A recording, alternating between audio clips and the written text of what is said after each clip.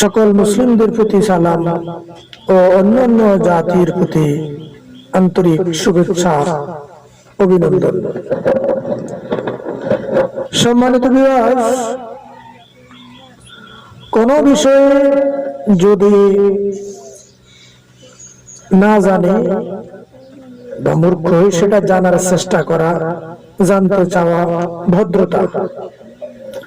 আর না জেনে বাড়াবাড়ি করা, এটা হলো গোঁড়ামি, মূর্খতা।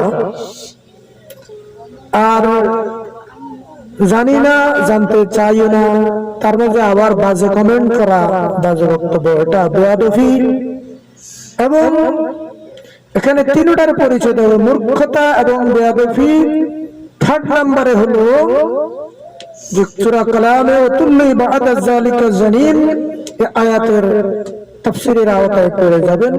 আমি ওটার ব্যাখ্যা এখানে করলাম না, জ্ঞানীগণ ওটার তাফসীর আয়াত দেখে নেবেন।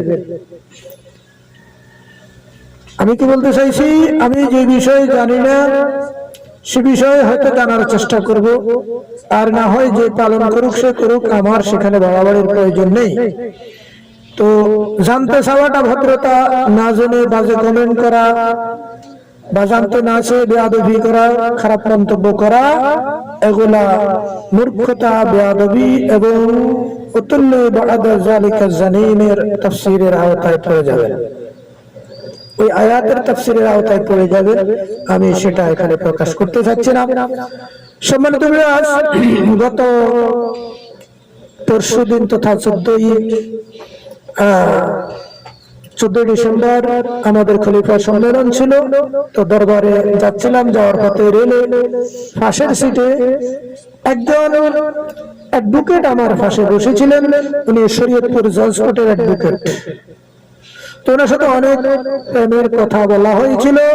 তার মাঝে কয়েকটি কথা হয়েছিল। অ্যাডভোকেট সাহেব উনি আমার পোশাকের দিকে পাশে এসে বসেছিলেন, বললেন, আপনি কি কোনো ইমাম বা কোনো মাদ্রাসা শিক্ষক বা গুরু কিনা? যাই হোক, অনেক কথার মাধ্যমে তাকে 3টি কথা বলেছিলাম যে আপনি যদি ইন্তেকাল করেন, কবরে যখন আপনাকে প্রশ্ন করবে মান রব্বুকা, আপনার রবকে, আপনার আল্লাহকে, আপনি কি তখন বলবেন আমি আওয়ামী লীগ করতাম, আমি বিএনপি করতাম, আমি জামায়াত ইসলামী করতাম? আচ্ছা, এই কথা বললে ফেরেশতা মানবে? তিনি বললেন, না, এটা তো মানবে না। তো না মানলে আল্লাহকে চিনা জানার জন্য চেষ্টা করেছেন, প্রস্তুত হয়েছেন? তিনি বললেন, না। আচ্ছা, আপনাকে যদি প্রশ্ন করে আমার দিন ওকে, তোমার ধর্ম কি, তো তখন কি বলবেন আমি জাতীয়তাবাদী দল করতাম বা আওয়ামী লীগ করতাম, জামাত ইসলামী করতাম, হেফাজত ইসলামী করতাম? বলবেন যে না। বললে মানবে?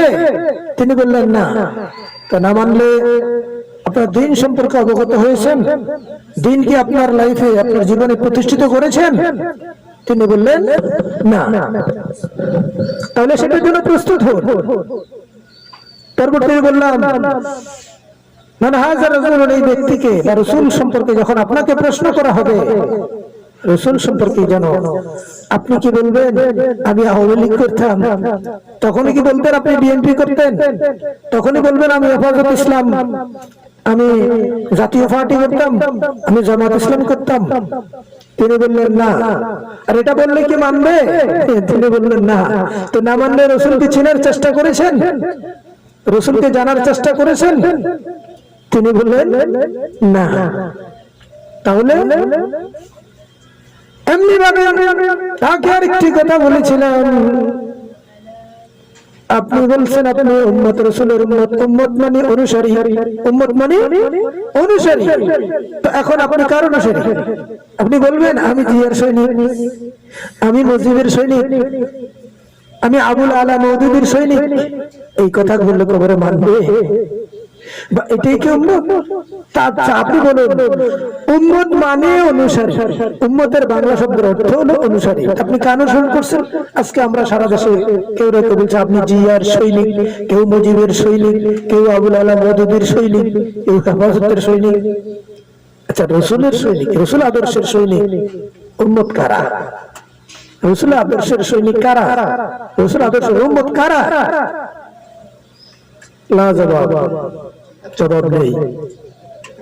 সম্মানিত ভিউয়ার্স, তো আজকে এখানে শেষ করলাম। আরো অনেক কথা হয়েছে, সময় পাইলে স্মরণের সামনে কথা বলবো। তাহলে হে যুবক যুবতীরা, হে আদম সন্তান, হে মানব সম্প্রদায়, হে বাঙালি জাতি, প্রস্তুত হও যে তোমাকে কবরে প্রশ্ন করবে, মান রব্বুকা, তোমার রবকে, ওমান দীনুকা, তোমার দিন কি, ওয়ান হাযা রাজুলুন, এই ব্যক্তি বা রাসূল সম্পর্কে তোমার প্রশ্ন করা হবে। সেদিন তুমি কি বলতে পারবে আমি আওয়ামী লীগ, আমি বিএনপি, আমি জামাত ইসলাম, আমি হেফাজত ইসলাম, আমি জাতীয় পার্টি? না, সেদিন সেটা বলতে পারবে না। সুতরাং এখনই সময়, এখন থেকে আল্লাহকে চেনার চেষ্টা করো, আল্লাহর দ্বীন পবিত্র ইসলাম জীবনে প্রতিষ্ঠা করার চেষ্টা করো, রাসূলের উম্মত হও, রাসূলকে চেনার চেষ্টা করো। এই দুনিয়াতে রাসূলকে যদি না দেখো, না চেনো, কবরে চেনা যাবে না। সুতরাং প্রস্তুত হও। যেই দলের দোহাই দিলে, যেই নামের পরিচয় দিলে কবরে মুক্তি পাওয়া যাবে না, সেই দলের আমি দল করবো কি করবো না সেটাই বলবো না। তোমার কবরে যে উত্তরগুলো দিতে হবে, যদি তুমি ধর্ম মেনে থাকো, যদি তুমি ধর্ম মেনে থাকো, যদি তুমি ধর্ম মেনে থাকো, তাহলে কবরে যে উত্তরগুলি তোমাকে দিতে হবে, সেগুলি জন্য প্রস্তুত হও।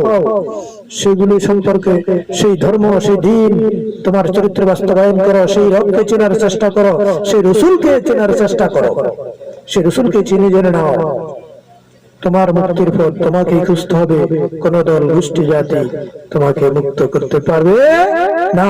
সুতরাং তোমার মুক্তির পথ তোমাকেই খুঁজতে হবে। আজকের জন্য এখানে শেষ করলাম। পৃথিবীর সকল প্রাণী সুখী হোক, এই কামনায় সৃষ্টি ফেলে